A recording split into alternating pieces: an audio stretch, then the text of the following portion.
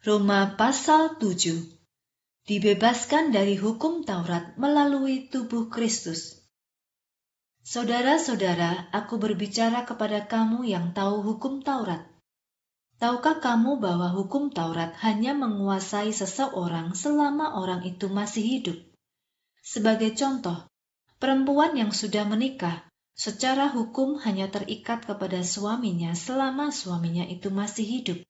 Tetapi kalau suaminya mati, maka perempuan itu bebas dari ikatan hukum pernikahan.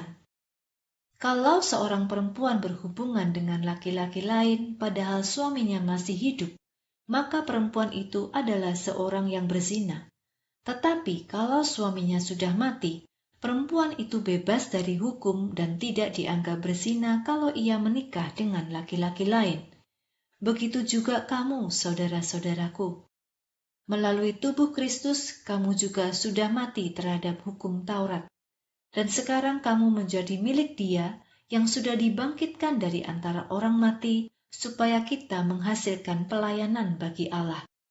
Tetapi dahulu kita dikuasai oleh kuasa daging, yaitu hawa nafsu berdosa yang dirangsang oleh hukum Taurat.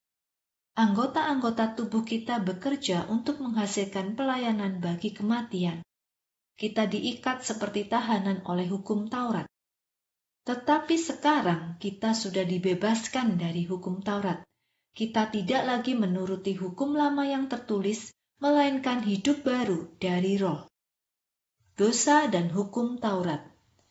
Jadi apa yang harus kami katakan? Apakah hukum Taurat itu dosa? Tentu tidak. Justru aku tahu arti dosa dari hukum Taurat.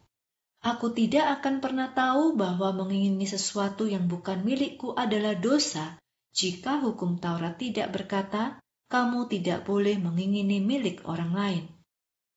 Tetapi dosa mengambil kesempatan melalui hukum Taurat, membuatku mengingini segala sesuatu yang bukan milikku. Tanpa hukum Taurat, dosa mati. Dahulu aku hidup tanpa hukum Taurat. Tetapi ketika perintah dalam hukum Taurat itu datang, dosa mulai hidup di dalamku dan aku mati. Perintah yang sebenarnya menjanjikan kehidupan itu justru membuktikan hasilnya, yaitu membawa kematian untukku.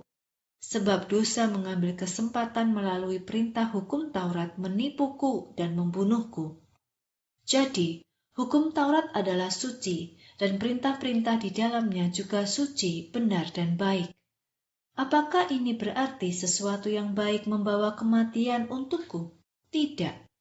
Dosalah yang membawa kematian, dan dosa menggunakan sesuatu yang baik untuk membawa kematian bagiku, supaya jelas bahwa dosa adalah dosa.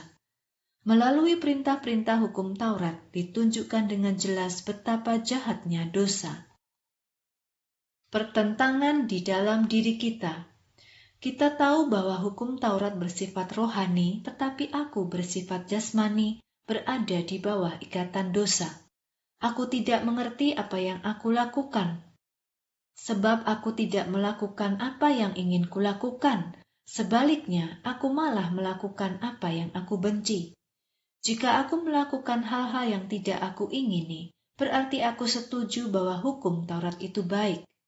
Jadi sekarang, bukan aku lagi yang melakukan hal-hal itu, tetapi dosa yang hidup di dalamku yang sudah melakukannya.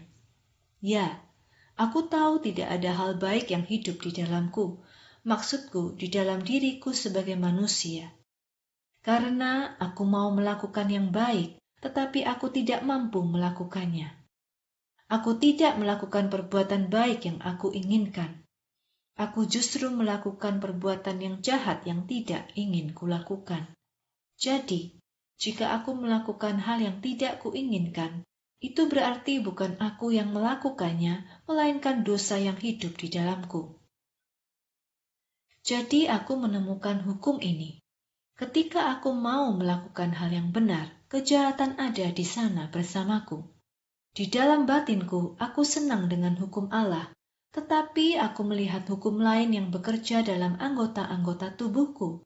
Hukum itu berperang melawan hukum yang ada dalam batinku. Dan hukum itu menangkapku menjadi tahanan hukum dosa yang bekerja dalam anggota-anggota tubuhku. Betapa celakanya diriku ini!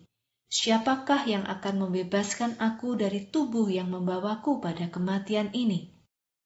Aku bersyukur kepada Allah karena melalui Kristus Yesus Tuhan kita aku dibebaskan. Jadi dengan akal budiku aku melayani hukum Allah, tetapi dengan tubuh jasmaniku aku melayani hukum dosa.